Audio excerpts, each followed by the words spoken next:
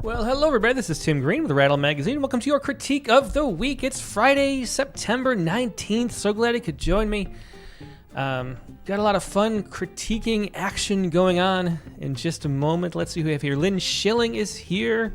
Hey Lynn, we got Mark Grenier, D. Coleman. This is over on YouTube. Nancy Tennell is here. Winston Munn. Terry Miller, howdy from Houston. And we'll be seeing Terry tomorrow at the Poets Northwest Houston event me and Kate are going to be going to. So looking forward to seeing you there, Terry. Mary Lisa is here. Phil Hall. Nikki Fryer. Christiana Doucette. Great to see you. Jamie Thomas is here. Kevin West. Danette Bermia. Dick Westheimer. Hot off another fun poetry space we recorded. Bryn Pope is here.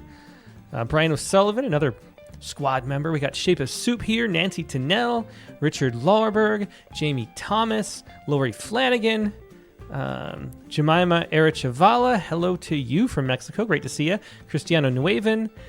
Michael Ketchum is here. Patty Arbor. Kimberly Gibson Tran. Maria L. Berg. Mary Keating. Let's see. Is Mary Ellen Carr here? Because last week Mary Ellen was, and we talked about going over her poems. If you are here and you have a submission in the queue and we haven't gone over your poems yet, why don't you say so now and maybe we'll get to them today. We'll see if Mary Ellen Carr's here again, but get to her poems either way. As always, though, this is that wonderful workshop experience. The thing that makes MFA programs useful, that makes writers groups so important, is to get to hear what strangers or relative strangers think about your poems. And we get so many submissions coming into Rattle. Everybody wants feedback. So Bryn Pope and Shape of Soup. Who is Shape of Soup? Can you give me your real name? Anyway, we'll see who we can get to today. We'll try to get through as many as we can, of course. Phil Hall submitted some. Yeah, okay. And Bryn Pope included some questions. All right, we'll see who we can get to. Let's see. So it's just so valuable to have that workshop experience where we get to see how people actually react to our poems, because that's the one thing that's really hard to do. It's to see what an audience will think. And we have advice, of course, a lot of great poets in the house talking about how poems can be improved. We try to do that every Friday. We've been doing this for almost 8 years. No, almost 7 years, I think, at rattle.com. So I'm glad you could be here. All right, let's take a look. Let's see. Yeah, Shauna Bowling says, I keep forgetting to submit. Fridays creep up on me. Yeah, well, you can submit anytime. Don't have to submit on Friday. And anytime you do, the sooner we'll get to you. That's for sure. It does. There is a bit of, yeah. Okay, well, I don't see Mary Ellen Carr. Maybe we'll get to Mary Ellen Carr next time she's actually here. It is fun to do people who are here. And Shape of Soup is here. And Shape of Soup says they put the thing in the search. So I'll search. Oh, yeah, Michael Rolane. Okay. All right, Michael Rolane's got 2 pretty short poems here. We'll start with that. Oh, yeah, and as Ali Rowland says, don't forget to click the like button. Yeah, that always helps, too. And, so we'll try to get to, who was it? Bryn Pope, and we'll get to Shape of Soup right now. All right, so let's take a look at this. This is Shape of Soup, a.k.a. Michael Rolane. Let's see. Sarah Rashid Khan said, I submitted months ago, but withdrew my poem. Yeah, you have to submit it again. Yeah, because I don't look at the withdrawals. I don't know who, I could, in theory, I guess maybe I could fish it out of there. It just depends. But anyway, Michael Ketchum submitted too. Okay, good. Well, we'll do this every time. And I'll get some people, I'll call on some names. Anyway, let's take a look at this first poem. This is Michael Rolane, a short one right here. Poem or a piece of cheese? Okay, I'm intrigued. Poem or a piece of cheese? It's 3 a.m. The human robs its fridge. Sorry, I don't know why. I thought this was going to say robots. Let me read it again. It's 3 a.m. The human robs its fridge with the grace of an Argentine ant, making off with a crumb the size of her thorax, teetering on the edge of her laminate world, like a drunk human discovering its 6 legs and thorax. Yeah. Yeah, that's funny. So, yeah, fun title, says Richard Lorberg and Jamie Thomas, too. That title is something. Yeah. I do like that title. It's 3 a.m. And again, it's a poem that sets the stage really well. It's a poem or a piece of cheese, which is an interesting thing. But then we set the stage. It's 3 a.m. The human robs its fridge with the grace of an Argentine ant, making off with a crumb the size of her thorax. Yeah, I think that part's great. Yeah, Kimberly Gibson Tran says, nice words. Rob's, thorax, laminate. Yeah, fun. Anyway, with the crumb the size of her thorax, teetering on the edge of her laminate world. Laminate world is a really interesting word. I'm not sure quite what that means, but it sort of makes sense, too, in this context. So I really like the poem up to that point. So Shauna Bowling says, the 3M fridge raid, been there. Yeah. Ali Rowland says, great fun, reminiscent of Kafka. Yeah. Then this part, though, like a drunk human discovering its 6 legs and thorax. There's something odd to that, too, but I think there's something a little unsatisfying to me about the last 3 lines. I don't know. Does anybody maybe, am I missing something? I mean, I love the details up to that point. But it sort of feels like it's not so far into strangeness that I'm sort of mind twisted and feeling weird. Tender Feast says I want a little more. Yeah, like it's in this sort of space right now where it ends, where if it went in a really, really strange direction, it sort of didn't make sense. You have this sometimes this like disorienting feeling, read a poem where your brain just like can't wrap your mind around it but wants to, and it's really fun, and it feels that way almost. And maybe I'm thinking about that because people keep mentioning Kafka, but that's what Kafka does, is he gets far enough outside into weirdness that your mind kind of warps a little bit, and that's the pleasure of it. And I think it's not quite far enough by returning to the thorax. We repeat, it's such a short poem. It's only 8 short lines, and we, halfway through we go to the thorax, then we go to the thorax again, and the drunk too. I don't understand. Yeah, and it's like it's close enough to get, like, it's not surreal and bizarre, but it doesn't make sense either. So I just think the ending, yeah. Terry Miller says drunk might be too shallow, maybe another adjective. Yeah, Winston Munn says, I think the word like at the end throws me off. I don't think it's the like, but just that it's not really, it doesn't leap far enough after the like. It doesn't surprise. Yeah, it needs another interesting line. And that's really all there is to it, because I think it is. And, we've gone through so many times looking at, the certain short poems by like Mike White and Wendy Vitalock. And I love those people who can pull it off. I'm always trying to write poems this short and concise myself. And the trick is to go far. I don't know if we should pull up one of those really short poems again. Maybe let's look at another short poem instead by there was one, let's see, let me see if I can pull it up. This one, there's one that won the Neil Postman Award for metaphor, and since there's there's that simile in there, maybe this is a good example of like pushing the poem a little farther. I actually honestly can't remember where it went. Oh, this is a little longer. This is actually the poem I was thinking of. Yeah. Although it's similar. Well, let's look at this. Why not? Here.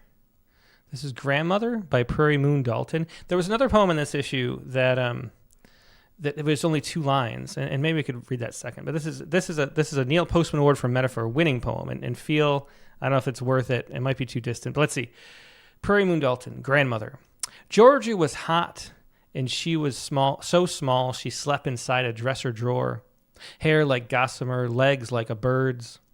When she was 8, a movie was 8 cents. When she was 8, she watched her brother kill her sister with a metal license plate.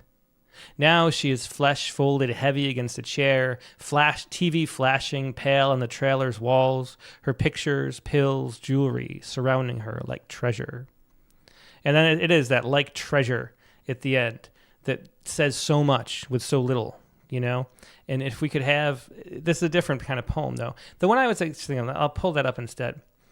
I can conflate these two in my head because it's from the same issue. This one, though, was... Which one was it? Where is this one? Was it not in this issue? Oh, this is the one. Hannah Bonner. This is what I'm thinking of. It's a very, very short poem. But watch how far this simile works, how much work the simile does. This is, and when he told her it was truly over this time, he looked at her like November light flung long across a porch. And then it just sits there. Yeah. So, yeah. So anyway, some kind of leap like that, where it makes you want to keep thinking about the poem. That's the key for these short poems, is that you want to, you want to have people read, but then want to reread and want to reread over and over again. And it's sort of the thing for a longer poem too, but a longer poem is such an experience where it's not as necessary. You kind of get lost in a longer poem and you sort of enter that space, but a short poem's there and back so fast that you really want to make people want to go further, keep reading. And I think that all this poem is missing is, let me get these, is some kind of push at the end, and I think the was the right sense of where to go, but it's too close. It didn't go far enough. Yeah. Okay, let's take a look at the other poem, because it's good. I like the rest. There's really nothing to complain about, or it sets a scene. It's interesting, entertaining. Just needs a little bit more of a shove at the end, or something surprising, something twisting, something weird. Let's take a look. It's a bit longer. Carrier Pigeon. Again, we're looking at two poems by Michael Rolane, who is a wonderful contributor here on the Critique of the Week all the time as Shape of Soup. Here we go. Carrier Pigeon. A wing cuts the morning open, a message tied fast to the leg of something wild. Lifts, resists with feral grace. It does not turn where you hope. It passes over fence and shingle, beyond the place you thought might hold it. You fold more scraps, more threads to hold.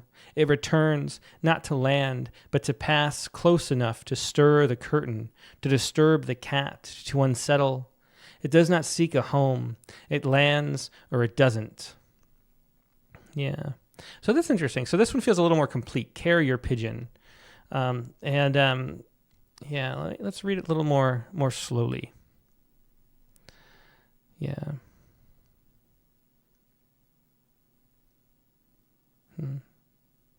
Sorry, just reading it. Dick Western has great music in this one. Carrier Pigeon. A wing cuts the morning open. So really nice opening. We have Carrier Pigeon, and then we have a detail from the Carrier Pigeon. So we're really well situated again, like we were with 3 a.m. In the first poem. A message tied fast to the leg of something wild. And then that is a really nice description, that there's a certain fascination with that, and it's a great line. As David Booth says, so many great lines, and Elizabeth Brown also says so many great lines. So Jinx, buy each other a Coke. Yeah, but very nice. I really love that. That to highlight that is really nice. That it's something, a message tied fast to the leg of something wild. That's really nice. Lifts, resists with feral grace. That's another great line. It does not turn where you hope. It passes over fence and shingle, beyond the place you thought might hold it. You fold more scraps, more threads to hold. It returns, not to land, but to pass close enough to stir the curtain, to disturb the cat, to unsettle. So for this section, I liked, it does not turn where you hope. It passes over fence and shingle. So nice images there. Nice, ironically, at the turn there, at the word turn, there's sort of a turn in the voice too. There's sort of a shifting gears to the confessional type. We're confiding in us that it's not doing what you'd hoped. Beyond the place you thought might hold it. You fold more scraps, more threads to hold. So this is the part that feels, we have the hold it, and then we have fold and hold. And so it's rhyming more than it feels natural. And also, more importantly, I don't really understand this. You fold more scraps, more threads to hold. I think you fold more scraps is fine, but that more threads to hold feels a little wrong. It just, I don't know. It doesn't feel as natural, and that sense of sort of authenticity is gone for that line. So I think this line is a bit of a clunker, and we should figure out how to phrase this. I'm not quite sure what it's even trying to say, and then the music feels off too. And it's so interesting the way that happens in unison very often. The music, which is coming from some deeper place than your consciousness, is also the place that different place than generates the the symbolic understanding. And so when one of them goes off, the other usually goes offline too. It's like two circuits that have to both be running for them to either of them to work, you know? So, so you do see that a lot. Yeah. Emily Arnold Fernandez says, I guess threads to hold referred to catching the pigeon, but it was very confusing. Is that what it is? I didn't really understand. If you fold more scraps, more threads to hold. Yeah, I'm not really... Would you use a thread to catch? Whatever it is, it's not clear. It returns not to land, but to pass. See, and I love, once it returns, I love the poem again. Not to land, but to pass, close enough to stir the curtain, to disturb the cat, to unsettle. It does not seek home. It lands or it doesn't. And this one ends with a kind of mystery that makes me want to reread the poem that was lacking in the first one. Yeah. And so really with this one, it's just this one stanza feels off and it's sort of throwing the whole poem out. Winston Munn says, I don't think you need those two lines at all. I do feel like there's a little bit of a, yeah. What Kimberly Gibson Tran's saying here, I'm curious about the details of carrier pigeons, but I need the poem to educate me a bit about them before turning into metaphor. Yeah, and so it feels like this section is trying to do that and then doesn't, so we don't quite get the sort of basic meaning. Anyway, let's see. Hammett says check his notes. Yeah, good point. Maybe there's a note in here. There are, okay. So, yeah, and I like to, even though I sometimes accidentally read the note first, I like to not read the note whenever possible because it's you want to read them cold like somebody would without the cues. Okay, so anyway, he says, hey, Tim, for these two poems, I'm most interested in feedback about how clearly the concepts, emotions, and themes come through, both individually and as a pair. See, I didn't think of them as pairs, really. Any and all critique is welcome, of course. My confidence here isn't that they're perfect, only that I finally managed to put on the page what I sought to express. These two in particular have been through countless revisions, and I'm actually rather proud of how far they've come. I'm including below my explicit intent. So here's the intent. And see if I look at this, I would have been able to read that and stop here, but usually people don't do that. Okay. These poems are my attempt to express in stylistically and tonally contrasting ways the nature of creativity through subversions of expectation and perspective. One is an effort to say something meaningfully relatable and interesting about where art comes from, and the other about what art is and how it moves between creator and audience. I do realize these are somewhat abstract themes, but the hope is that I've nonetheless managed to express them in excessively compelling ways. Thank you all for your time and feedback. Yeah. All right. So, yeah. So what do y'all think about that? I think we'll look at the poems again with that context too. I think for a poem or a piece of cheese, thinking of it that way, I think it doesn't give enough of an indication that that's the direction to go with the interpretation, like that it's about the artistic process itself. I think maybe we could guide us a little more. A poem or a piece of cheese. With that context, it makes sense what the title means. But I think it wasn't quite enough because I didn't go personally. I didn't see anybody in the comments go to it being about a poem. I think maybe there's just a way even to reformat or rephrase the title. Because what the poem is saying is that this works for a poem or it works for a piece of cheese, and I don't think that was really clear. I was thinking more along the lines of I don't know. Yeah. So Dick Spusheimer says, I think I sense this, that the poem, the second one anyway, were written to say something rather than to have something revealed to the poet. That's why they felt a little static to me. And Shape of Soup points out the title is also a reference to a Bukowski quote from one of his letters. That's interesting too. Okay.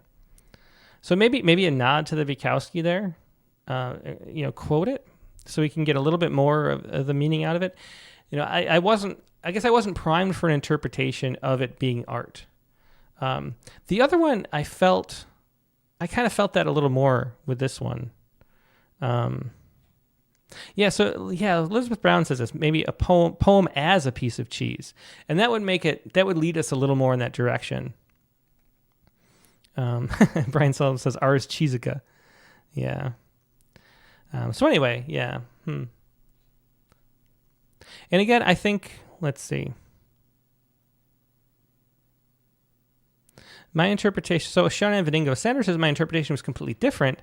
The second poem felt like a metaphor for someone waiting for word, perhaps about a soldier away at war, but maybe I try too hard to attach a story. Yeah, I was thinking about that in those directions too. But in such an abstract way that I thought it kind of worked. And I guess you're sort of waiting for the muse to come with a carrier pigeon, so it works in that way. But I was thinking about it more broadly. And I think in this case, I think it's okay to have like a murky kind of interpretation because the details in the poem are so clear. So it's engaging and interesting and compelling with really good lines. And then it's the kind of thing where you think about the different ways you can interpret it, and that's fun. And so you can take it as somebody... like Sean did, who was waiting for some kind of letter for some kind of news, maybe from a distant, war or someone, recovering or whatever it is. And that works, but then the artistic version works too. And then it's fun to sort of see it through different lenses. So I think that works with this one. The only thing I would say is I think, those middle lines weren't holding up to the rest of the poem. So it's a pretty simple fix there, but a little bit more detail about how pigeons would work and how, something more about the actual pigeon. Yeah. Okay. Well, we're going to move on to the next poet. Thanks so much for sharing these really interesting poems. I enjoyed both. Once again, that was Shape of Soup, Michael Rolane. Next up, let's take a look at, who was it? Bryn? Sorry, I have to Bryn Pope. That's right. And it's two N's. Because if you use on the search function, if you don't do it exactly right, it doesn't work. Okay.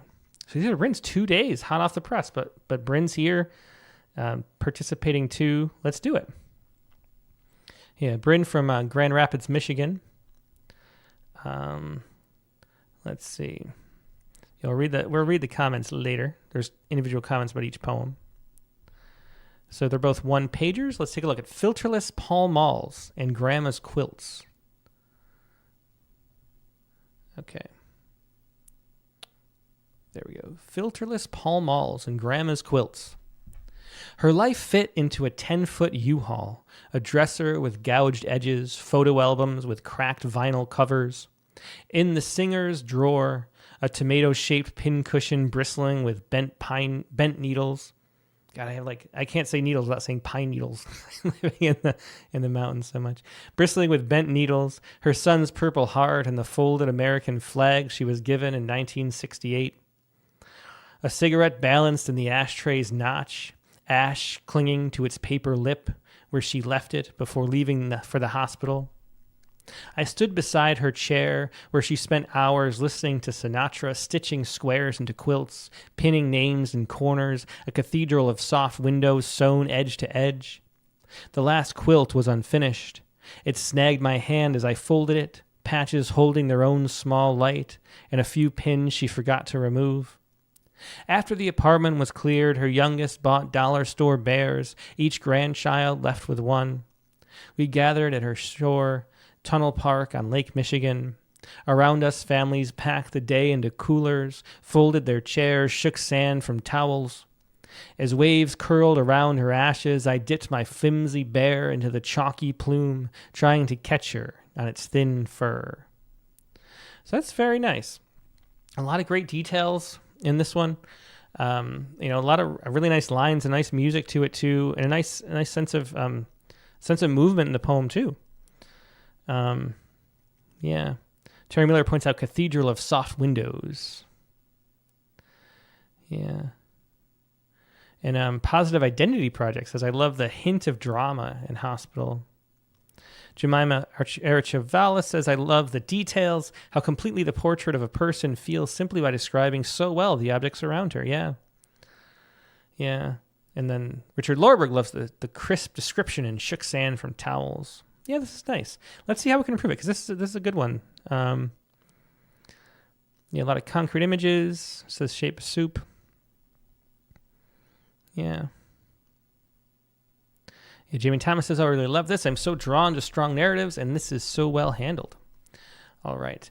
So the only thing, my first thought is I think the title, I think that there could be a better title.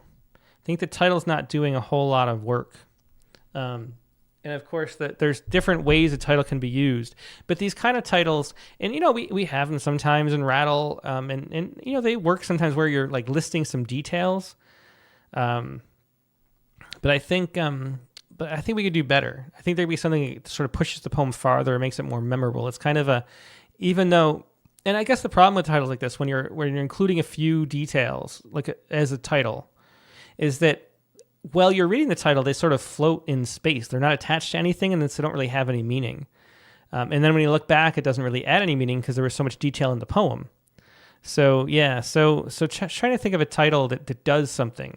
And titles can help explain something missing in the poem. They can make the poem more memorable. They can provide a leap, like Hyben often do, a different kind of cut into something surprising, like exposing the metaphor that's going on in the poem. Or I don't know if I covered it maybe, but intriguing too, like making you want to read the poem. And right now they're good details, but they're not doing any of those. They're not making me want to read the poem. So something else, yeah. But let's think of that as we read the poem again. Her life fit. And so what about the first line as the title? That's a really easy one to suggest. Her life fit into a 10-foot U-Haul.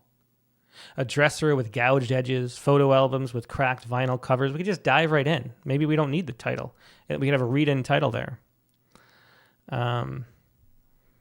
Yeah. Chelsea McClellan says, hey, Chelsea, it might help to hint at the grief to make me want to jump into the narrative. That could be too. But I think her life fit into a 10-foot U-Haul is a really nice line and sets it up well. So I think that could work. Anyway, her life fit into a 10-foot U-Haul, a dresser with gouged edges, photo albums with cracked vinyl covers. In the singer's drawer, a tomato-shaped pincushion bristling with bent needles. Really nice lines, nice music there. Her son's purple heart and the folded American flag she was given in 1968. So very touching there. A cigarette balanced in the ashtray's notch. I like that detail too. Ash clinging to its paper lip, where she left it before leaving for the hospital. And that's really nice too. Yeah.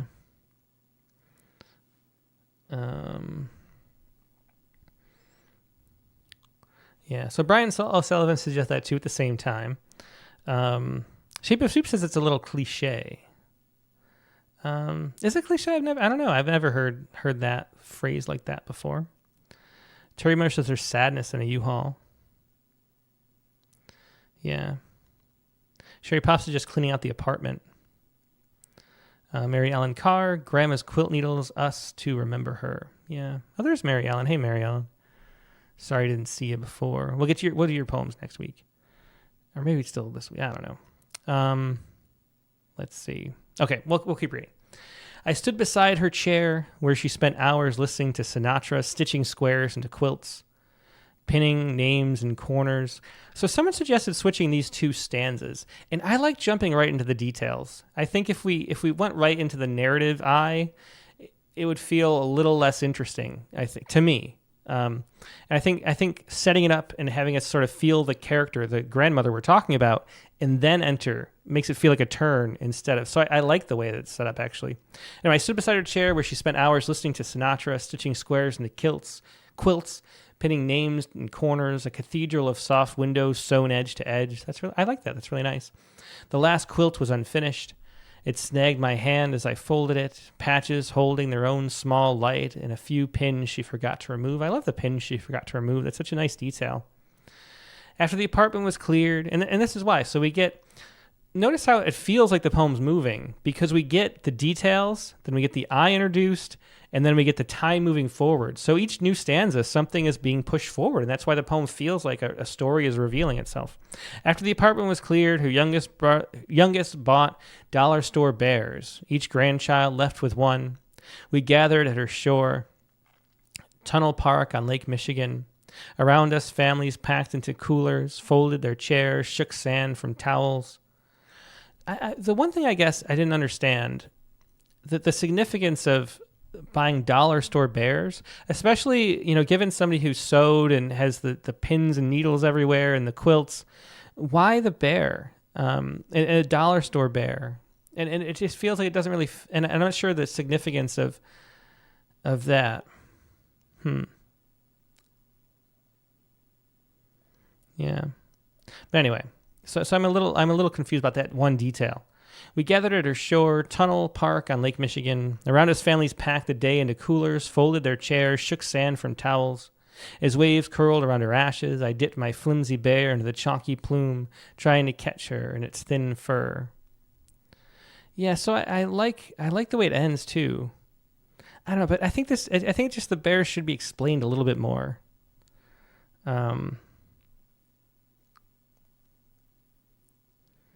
Yeah, Arnold Fernandez says maybe the title could explain the bears. Yeah, I mean, like for Alan Fox, who's the founder of Rattle, his brother, who died young, loved bubbles and these little bubble balloon, the soap bubbles you blow. And so at his funeral, they had, everybody got these cheap bears with the little hat pops up and it's like a wand and you blow bubbles. And so everybody blew those off. And that was very sweet. And I wonder if there's some kind of story like that behind that. I'd like a little bit more. But I like trying to catch her in its thin fur. I like the ending. So that's the one thing. That the title could be better. And we've given you a couple options. I think either explain the bears in the title or just lead them with the first line. Yeah, that's the thing. So Rachel Grief says could they be grandma's bears? We got those from my grandma's place when she passed.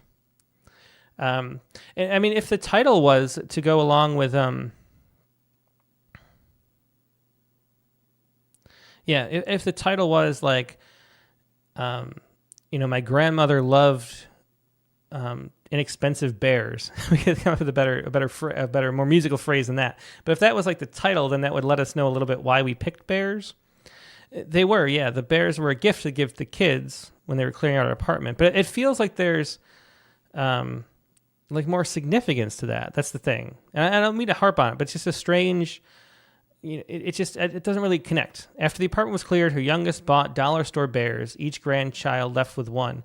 It's very pointed the way it's described, so it feels like there's more significance than we get, And if there's none, maybe then, maybe then comment on the fact that there is none, like it just for no reason, or just to keep the kids occupied or something, So anyway, let me take a look at what the note said, because to me the poem's pretty good. Let's see. So again, this is Bryn Pope, just a couple days ago, hot off the press. For Filter Pall Malls and Grandma's Quilts, I'd appreciate feedback on how to handle the ending. The bear in the ashes is drawn from an actual event, but I know it leans towards symbolism and risks cliche. How can I render that moment with restraint and clarity so it feels earned? I'd also like thoughts on pacing. Do the stanzas breaks and details build emotional weight, or are the places where it slips toward clutter? No, I think the pacing is great, and so I think reading and thinking about it more. I think maybe just some like what if it was just here? Let me pull the poem up again. What if it just said, instead of after the apartment was cleared, her youngest bought dollar store bears. What if it was like her youngest didn't know why he bought dollar store bears for each grandchild? Like just that little bit, like it was a random thing. But then at the end, I used it to catch her in its thin fur. Maybe that works. Because it's describing as Bryn said, a real event. And so maybe we can just find a detail in that real event that made it work. Yeah. Okay. Anyway, but that's about it. It's a nice poem. So just title and clarify that a little bit, I'd say. Okay, let's take a look at the other poem.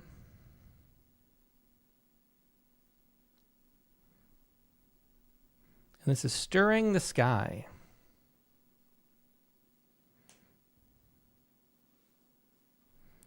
Yeah. Okay. Stirring the sky. On summer nights, my father rolled the telescope onto the driveway, a machine of brass and mirrors like it had fallen from another world. Neighbors would line up to see Saturn's rings, bruises on the moon. They'd lean close, take turns, their voices lifting as if he gave them the night itself. He'd light a cigarette, adjust the focus, point it to the glow of Jupiter, the arc of the Milky Way. He let me look once. I pressed my squint to the eyepiece, but I couldn't keep one eye open, couldn't make the cosmos appear. The next kid pushed toward the telescope. My turn ended. I moved to the yard, laid on my back, felt the sharp grass against my neck. I lifted my feet, kicked into the pitch. "Look," I exclaimed, "I'm stirring the sky." But the stars kept still, and the telescope kept gathering everyone else's wonder. Yeah, well, that's interesting. So some really nice lines here and a great setup for a poem again, stirring the sky. Yeah, so Molly House says bruises on the moon is fresh. Yeah, that's really nice. Really nice, again, setup and pacing. I felt the poem dragged a little bit and got a little unclear toward this section.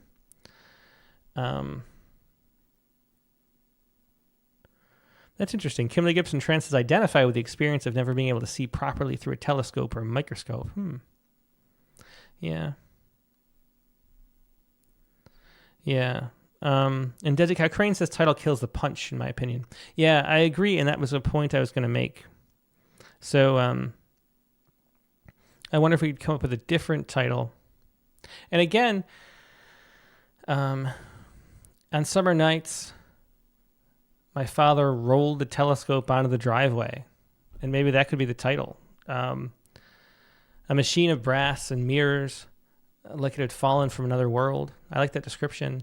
Neighbors would line up to see Saturn's rings, bruises on the moon. That's really nice. There's a nice way that it works, especially because, the Saturn's rings is sort of expected. And then you think bruises is going to be talking about Saturn, but then it shifts to the moon. And so we get this interesting expansion too of what we're thinking about. And it makes the Saturn's rings feel a little more fresh at the same time. So that's nice. Without being, there's some poems that really dive deep and try to make, leapy metaphors and strange ways of saying things. And there's more plain spoken poems too. And finding a balance between the two is sometimes tricky. And that's a good use of that there. They lean close, take turns, their voices lifting as if he gave them the night itself. I wondered about, we don't talk about line breaks a ton on the Critique of the Week. I do think they're important, but it's sort of a different level usually of analysis and a little harder to show. But I think this line break is a little off. The as if and then a pause there, he gave them the night itself, especially when you have a line as short as take turns. As if he gave them is one line, and then the night itself on its own line would make more sense. Or since you have long lines here and you're sort of being free about it, you could just put the as if down there. But it made it, having that break, because every time you come to an end of a line, even if there's no punctuation, you still, you pause just for a second as you sort of find the next line. And when you do, it's just even if it's brief, even if you can't even hear it while reading, it's so quick, it's still mentally a little bit of a reset, a little bit of a carriage return. And having that right in the middle of the thought makes it feel clunky and makes it a little hard to read that, which is actually a nice sentiment. So I think the line break here is a little off. Okay. He light a cigarette, adjust the focus, point to the glow of Jupiter, the arc of the Milky Way. Yeah, somebody was saying let's see, I can't find it again, was saying that,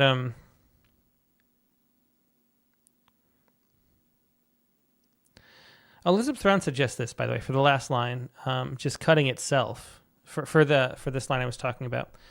Their voices lifting, and then break it there, and then as if he gave them the night. I think that's better too. Yeah, that's better. It sort of fixes the clunkiness of that line on both ends and actually makes it twice as smooth. So that's a good suggestion. Thanks. Yeah, and Sandra Fee says, I like the idea that the telescope had fallen from another world. Interesting idea in connection to the stars. Yeah. Okay. Anyway, he lighted a cigarette. Somebody said they didn't like that. lighting a cigarette is a bit of a cliche in poems and short stories and stuff, especially nowadays when people don't smoke as much. It's rare you see somebody smoking. But I think it really works nicely here, both to show, because it's a bit anachronistic to smoke, or that's not the right word, but it's a bit, sets somebody as older smoking. It sets the age and the time back in the past. And it also has that like piece, like I'm just going to sit back and enjoy all these people enjoying it. Like it really paints that scene where the father's really enjoying providing this in a really nice way, that he sits back, lights a cigarette, and just enjoys that what's going on, even though he's not seeing the stars, which is the really touching thing about it himself. Point to the glow of Jupiter, the arc of the Milky Way. He let me look once. The once was a little confusing. Like only one time he let you look. I pressed my squint. It seems like it. I don't know. I mean, maybe it was only once, but that seems a little off. Or, yeah. Bryn Pope says my dad smoked. Yeah, antiquated. Yeah, that's the word. It just sets it in its place and time, which is nice. But anyway, he let me look once. It seems like only once. Yeah, he let me look once, made me feel sad. And it felt like that's not the way it. It's one of those things where if he only let you look one time, that is sad, and that needs to be explored more. Why that is, if it was just when he let me look, I would press my squint into the eyepiece, but I couldn't keep one eye open. So yeah, exactly. As Christina Nueven says, it feels like there's an entire story behind the line. He let me look once. Kimberly Gibson Tran says dads are like that, Tim. That's funny. Yeah. Ali Rowland says once he let me look, might have more power. Yeah. Well, the thing is, yeah. Dick Westheimer says I can relate. My dad sailed but only let me try the sheet and rudder once. That makes sense. I just think it's, it could be the heart of the poem that's not completely explored, but there's a lot into that once. And if you introduce the once, it's like one of those, Chekhov's shotgun situations where if you mention that, we want to know more detail about why, because it doesn't feel in character with what we've imagined of the dad at this point. And so, yeah.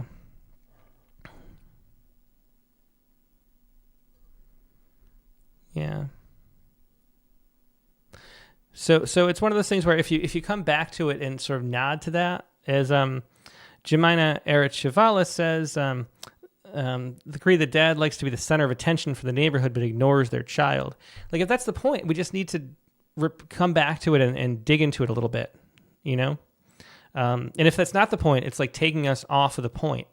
And so it's one way or the other, but it's just too small to drop without any further commentary. And we can come back to it later. There's a way you could sort of tie that into the end and make it sort of all come around, but it doesn't do that. It sort of leaves it hanging there. The unfired shotgun at the beginning of a play.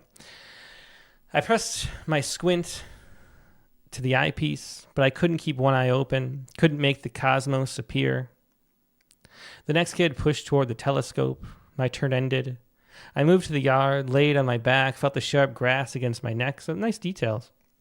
I lifted my feet, kicked into the pitch. Look, I exclaimed, I'm stirring the sky. But the stars kept still. The telescope kept gathering everyone else's wonder. And there's a real sadness there, too. And so I don't know. It feels like we haven't gotten to the why of that. But I really love the ending. The one thing I don't quite follow is I lifted my feet, kicked into the pitch. I'm having trouble seeing that and what the pitch is and how that would be like stirring the sky. So maybe a little more detail there. Yeah. So anyway, so there's a couple little places to tweak. And again, the title is something to fix and work on. What we talked about before. One of the pieces of advice, we haven't given this in a while, but talking to Kim Stafford, I think his technique for titles was to give it a short label and then give it something really weird and then give it something really long and then see which of the three titles. Sort of like A/B test with yourself with titles. And you can come up with your own sort of, make a title like this. But if you make a list of titles that have to have certain characteristics and then see which one fits best, sometimes your gut instinct can tell you which is the best title. And that's a good technique to use. All right. Yeah. And I guess Kimberly Gibson Tran puts it really, really well here. She says, cool ending. I want the poem to work a little harder to earn that end. It probably starts off too gentle and pretty. And that's the bit of a disconnect. Mary King says maybe call it the pitch. Yeah. Let me look at the comments too. Yeah. So this is what Bryn said. For Stirring the Sky, I know there's a missing hinge between failing at the telescope and imagining stirring the sky. I'd love suggestions for how to bridge that gap and whether the father-neighbor's dynamic comes through clearly enough. More broadly, I often struggle with tense consistency and with building bridges between moments. I tend to find my endings first, but have trouble writing into them. Any insight into how these issues show up here would be really helpful. I'm working to balance the narrative and metaphor in ways that resonate beyond the story, and would really appreciate any thoughts on how that reads in these drafts. So, yeah, very nice. Well, great hard work at the poetry, and it really shows, Bryn. I really like this a lot. And it's right there. There's just a few things, and I think it's just for me with the pitch. It's not really the transition so much. It's just seeing why it felt like stirring the sky. Like showing, I'm having trouble like articulating, but say we just said that like the tips of the pine needles looked like stars. Then I lifted my feet, kicked, and looked, I'm stirring the sky. Like there's that one little connection, and you say stars later, and it's probably not that. So I'm not sure how the pitch felt like. Maybe just it's the blackness of the pitch. I lifted my feet, kicked into the emptiness of the pitch, or something like that. There's a little bit there that if it just made you see it a little bit more, then it would connect. I think that's the only thing with that aspect of it. And then maybe something again in the title to just illuminate that he let me only look once thing. And maybe the title can be, again, like think about, we talked about different ways to go about titles. One of the things is that leap into something different that gives access to a different place, like a cut in a haiku. What if we, for the title, use another story completely separate from this story about the dad? Like say, my father was the kind of guy who put his shoes on the dashboard. I don't know if that makes any sense, but something where it shows the father's character through something that was real that relates to the once, but is tangential and wouldn't really fit in the poem. Is there a detail like that we can turn into a title? That might be something that you can think about. So, yeah. And Rachel, agree about pitch too. This is a good point. Says, I think it needs to be a word other than pitch that doesn't really have all these other meanings that come to mind. That could be an interesting, that's a point too. Maybe it's just the lack of clarity there. But even if, the problem is, just none of the definitions of pitch really help me see stars being stirred. So I want that connected a little bit more. Anyway, that's it. And really nice pair of poems. Really, all 4 poems so far today have been great. We don't have tons of time, Mary Ellen, so we're going to do you next week. Sorry I didn't see it at first here, but let's do a sort of a lightning quick through the oldest submissions in the queue. Because we only got to 2 poets, but they're really nice poets today. Had a lot to talk about. Let's do, oops, that's not right. I still want the new, I just don't want to search for anybody. Okay, sorry. Okay, so the oldest submission here dates back to March 16th. So we better catch up on these two. It's a pretty short one called Regrets, and then some bad poems. Interesting. All right, we'll take a look at these, see if we can get to them quickly. Norma Zimmerman from Massachusetts. Here we go with Regrets. Are there any comments? Yeah. I've not been writing for very long, but appreciate any critique, is all the comments are. So here's Regrets, again by Norma Zimmerman. Regrets. The regrets are always there, sitting in the dark at the end of the bar, in a seedy part of town, chain smoking and throwing the butts onto the sticky linoleum floor. They wear old man fedoras pulled down low, shading their eyes, and suits with worn creases on the slacks and shiny elbows on the jackets. They smell rank from sitting in the cigarette smoke in the alcohol fumes that are seeping out of their pores. Such pessimists. They get on each other's nerves, talking incessantly about the past that no one wants to hear about, traveling endlessly on the old regret train. Sometimes one or another will think about leaving, checking into rehab, becoming a lesson learned, or, now that you know better, do better, live life in the present, or the hardest lesson of all, have no regrets. But they stay. They are comfortable where they are. The bartender, knowing they'll never leave, brings them more drinks, wipes down the countertop, and puts out a fresh bowl of peanuts. Yeah, so, yeah. Yeah, so, I'm just trying to read Kimberly Gibson Trent says, I already want to change the regrets and get rid of the initial personification. Just say it's men at the bar that we were looking at. The title can do the metaphor for us. I don't know. I like the way it was. I like the personification. I really like the ending. Yeah, Sherry Puff says, like this poem. Yeah. Shape of Soup says, I like it. You can feel the attitude. Yeah, I really like the conceit of the poem, and I like a lot of the lines and turns. I feel like it goes on too far. Like not too far, but it meanders a little bit more than it needs to. And so, Sherry Puff says, those regrets are never going to leave if you keep feeding them. That's great advice. Snooty says, it's a collection of descriptions, not a poem. I disagree with that. I think it's definitely a poem. It's about regrets, and it's speaking in metaphor and symbol, talking about what regrets are and how they behave. Let's read it again. I think mostly it's just like, where does it slow down? It sort of gets a little redundant. We don't need, cut it down and make it tighter. And then it's a really strong poem. And regrets. And I wouldn't even change the title. Maybe The Regrets. And then even though you repeat regrets again right there, it's not really like, it's not the kind of title you want to lead in.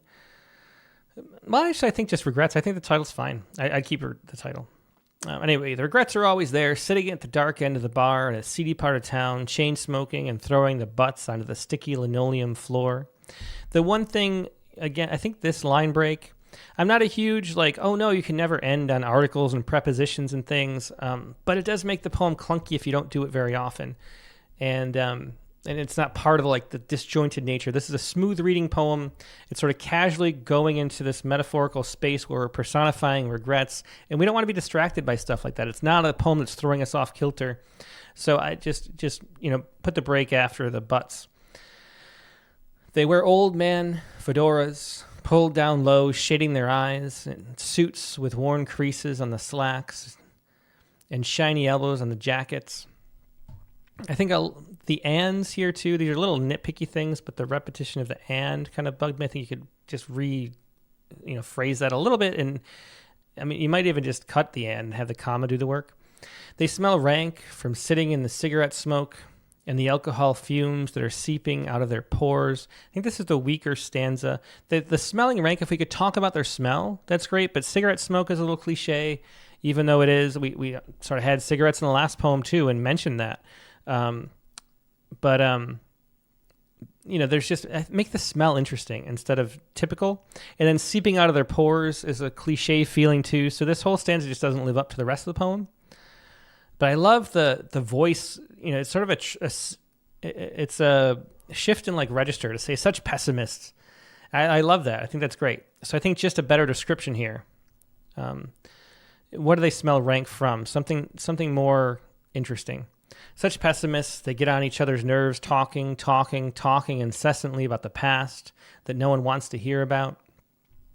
I think the comma here, I'm really small edits, but the comma you don't need the comma and it trips you up a little bit. That one that no one wants to hear about, traveling endlessly on the old regret train. And the regret train is where it starts to feel redundant. I think another, similar to the seeping out of their pores, the old regret train is a little, it's just repetitive. Sometimes one or another will think about leaving, checking into rehab, becoming a lesson learned, or now that you know better, do better. Commas go inside the quotations, by the way. I think this list got a little long. I think them checking into rehab and then becoming a lesson learned is funny, and I think, but it's just too many. Too many of these. And then this is where it gets really nice. But they stay. And again, that's a nice transition. The but is another shift in a movement in the poem. But they stay. Now we're going to hear about why. They are comfortable where they are. And I like that regrets wanna be there to be regrets. I think that's a really deep insight, actually. They are comfortable where they are. The bartender, knowing they'll never leave, brings them more drinks, wipes down the countertop, and puts out a fresh bowl of peanuts. And really great ending. Yeah. Terry Miller says open boxcar, replace old regret train. Yeah, that might be nice. There's just a little bit where, and I wondered too, at first read, I wondered if you could just cut this whole stanza because it's a weak stanza. But I do think you could add some interesting scent to it and make it a strength instead of a weakness. Yeah, and the ending, Elizabeth Brown says the ending with warm bowl of peanuts is great. Yeah, so pretty, yeah. Yeah, I mean, it's a pretty simple, nice, extended metaphor poem. I like it. Yeah, they got really nice poems this week. Thanks for sharing. Let's take a look, because we're sort of running on time a little bit. Let's take a look at the other one. This is interesting structurally. Again, Norma Zimmerman. So I don't mean to make you dizzy, but I want to see how long it was. Bad poems. Yeah.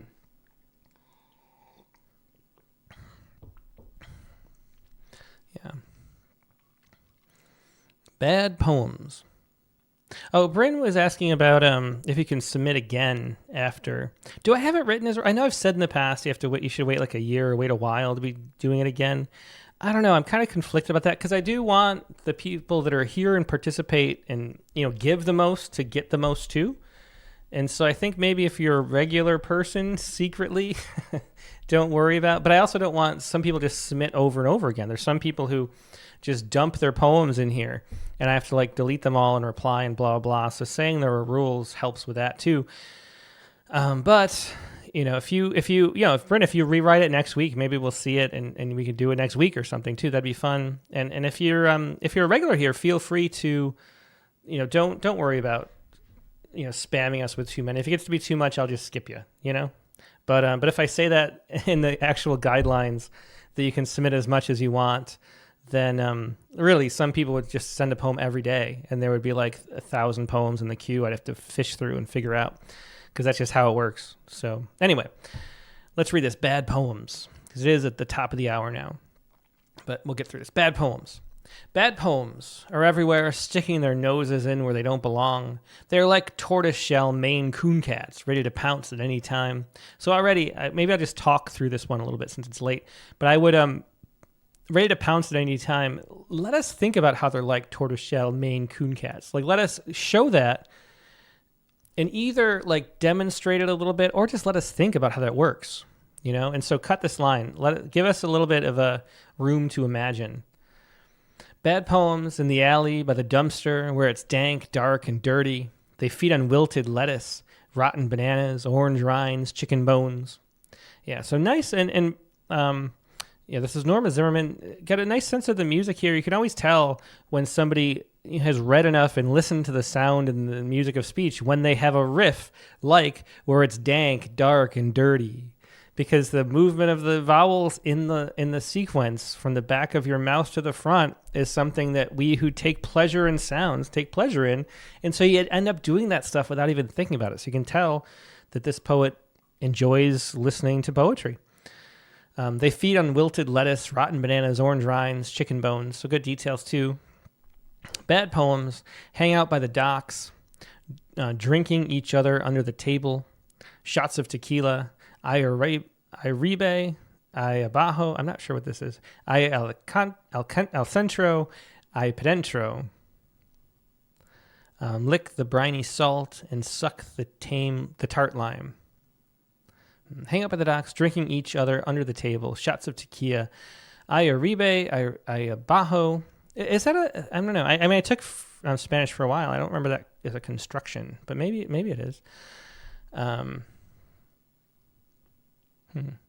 Anyway, ay al centro, ay pedentro, lick the briny salt and suck the tart lime. Bad poems fly through the air, slicing through the clouds, heavy. So slicing through the clouds is a bit of a cliche. I think it's important in a poem where you're listing out and repeating bad poems to really surprise us as you move through. And the first two I was sort of going along with. The third was all right, and then I'm started getting like the pattern, and I want something more surprising. Anyway, bad poems fly through the air, slicing through the clouds, heavy with rain, like Olympic swimmers doing the breaststroke in record time. Bad poems hang out at the library, cozying up to the great poets Dickinson and Whitman, lounging on shelves in the stacks, taking selfies. I like that one. Bad poems sitting on a blank piece of college-ruled paper in a spiral-bound notebook, coffee stains on the page, doodles in the margins. But the worst poem, the absolute worst, is the poem that hovers just out of reach, the words falling from the pages altogether. Oh, that's kind of fun. I think this is one of those poems where if you were like a band, like a musician, you could like plug and play in your set list and do different versions of this and switch it around, like, I don't know, like Pearl Jam, how the lyrics of Yellow Ledbetter change every time they sing it. And it'd be kind of fun to extend this and push it, and then with the ending, it's really nice. So I do like that aspect. I think more variety and like seeing how far this concept can go. I think it's like there's more potential here to play with it. And it could be a whole chapbook of poems that run this way, and it would be interesting if they're pushed and surprising, like see how far you can go with this concept. And I think that might be a really nice series of poems. Right now, I like certain sections and more than others, and I like some sections a lot, and I like the ending too. And so I think it's a lot of playfulness there. Then Schilling says this poet is good with endings. Yeah. Yeah. Richard Lorberg says, fun ending. Doesn't Ben Lerner have a book about how the best poems are just out of reach, best in concept and worst in tantalizing you? Yeah. Yeah.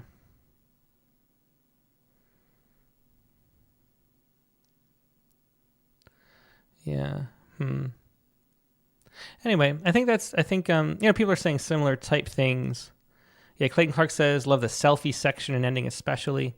Yeah, I think it's just, this is one of the things where even if I got this as a submission and it was a little stronger, because I think some are weaker than others, like I mentioned, but if it was a little stronger even, I would still say like it's not as developed as it could be. I think you could really push this concept pretty far and make a whole long poem out of it that would be pretty neat. Yeah. Okay, are there any other... I think we're going to wrap it up there, though. Okay. Yeah, I think we're going to wrap it up there. But just more. And again, like we talked about earlier with titles, just iterating, like spend a while, like, weeks, months, years, making as many of these bad poems as you can and make this the best poem it can possibly be by really going far and deep. Like, if you go back on the Rattlecast just this Monday, and look at the Build-A-Bear poem, which is the longest poem we picked as the Rattle Poetry Prize finalist. Think about how any one section of those poems, of that long poem, could have been a good poem. But the poet, and it was Lori, I can't remember her last name, but I can't remember. But anyway, but she pushed and went to like historical things, different details, different ways bears are made, different personal stories, and wove this long thing together. And she could have had one, page length, really nice poem, but instead she kept working and extending and expanding and going deeper in different directions. And then she ended up with a really great poem. And I think there's the potential for that here. So don't give up, don't pat yourself on the back and say it's over too soon when the poem could be going a lot more and doing a lot more, which is easy for me to say because I only write shorter poems, but I appreciate this, and I think it could be something interesting. So keep pushing it. Yeah. All right, well, that's going to wrap it up. So thanks, everybody, for this critique. It's really nice poems. It's no surprise that, we pulled two poets who are here right now participating who have good poems, because the poets who participate actually care about poetry and write good poems, because we learn a whole lot together as we're doing this every week. And the poets who sort of just want to get published and shoot us poems hoping we'll love them, it's more of a struggle. And so we'll put it that way. And so, but yeah, great poems. Thanks, as always, for being here. And if you haven't clicked the like button yet, please do it. A nice crowd on hand today. Oh, by the way, I did not add the advertising back. That one experiment, we made $4 from advertising this show. And I was thinking maybe, YouTube would spread the critique of the week to more people because they had some skin in the game, with advertising. Maybe the reach is bigger, but that didn't really affect anything. It was still, several hundred people watched it, but not anything out of the ordinary. So no more advertising. It wasn't worth it, but every once in a while we'll check it out and see if anything has changed. All right. So that's going to wrap up the critique of the week. Oh, I should say too, we are back on X. I actually found, even though it said it's a long story, but the link changed, but there was no notice of where it changed to broadcast. And so I found it though, and so it actually is streaming live on X again, even though I can't see comments, but it's still getting poems out there. It's fun. The Rattlecast and the critique of the week, always helpful to anybody who comes across it. The more people who stumble on it, the better. All right. Now, next week's guest on the Rattlecast is going to be, or this week's, or next week? I guess it counts as next week because it's Monday. And that's not right. That was last week. Next week is Roberta Beery. So we love Hyben around here. Roberta Beery is one of the absolute best Hyben writers, and she has a new book of Hyben out, Crazy Bitches. It is sort of her seminal collection of her life's work in Hyben, and I'm really looking forward to it. It's a wonderful book. She was the guest on Riddlecast 133 back in the day, if you want to see some of that first. But she's coming back for episode 310 with this new book. Also, the prompt for this week was to write where am I going? Was to write about a time you got more than you bargained for. Write a poem about a time you got more than you bargained for. That was the prompt for this week. And the guest is Roberta Beery, coming up on Monday. That's the regular time, September 22nd. Rattlecast number 310 at 8 p.m. Eastern, 5 p.m. Pacific. Hope to see you there. Hope you have a great weekend in the meantime, and we'll talk to you later. Good night.